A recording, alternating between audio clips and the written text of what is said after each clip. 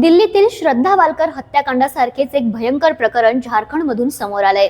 एका तरुणाने आधी आपल्या लिव्ह इन गर्लफ्रेंडची गळा दाबून हत्या केली आणि नंतर मृतदेहाचे 40 ते 50 तुकडे करीत प्राण्यांना खाण्यासाठी जंगलात फेकून दिल्याची घटना आहे।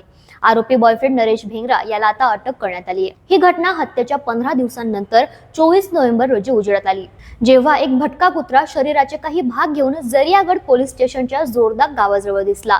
त्यानंतर पोलिसांनी या प्रकरणाचा तपास करून आरोपी बॉयफ्रेंडला पकडला आहे। मिळालेल्या माहितीनुसार मृत महिला गंगे कुमारी आणि आरोपी नरेश भिंगरा हे लिव्ह इन रिलेशनशिप मध्ये राहत होते।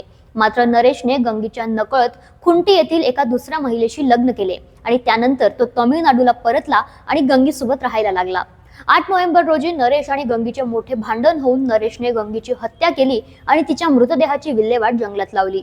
24 नोव्हेंबर रोजी जंगलाच्या परिसरात मानवी अवशेषांसह एक भटका कुत्रा दिसल्यानंतर ही घटना समोर आली।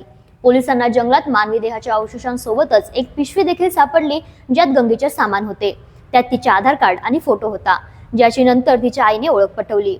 जप्त केलेल्या वस्तूंमध्ये रक्ताने माखलेला विळा आणि बागेची कुदळ देखील होती। या प्रकारानंतर नरेश भिंगरा याला ताब्यात घेण्यात आले असून चौकशीत त्याने पीडितेचा खून केल्याची कबुली दिली आहे। दिल्लीतील श्रद्धा आफ्ताब केस सारखेच या घटनेनंतर झारखंडमध्ये खळबळ माजली आहे।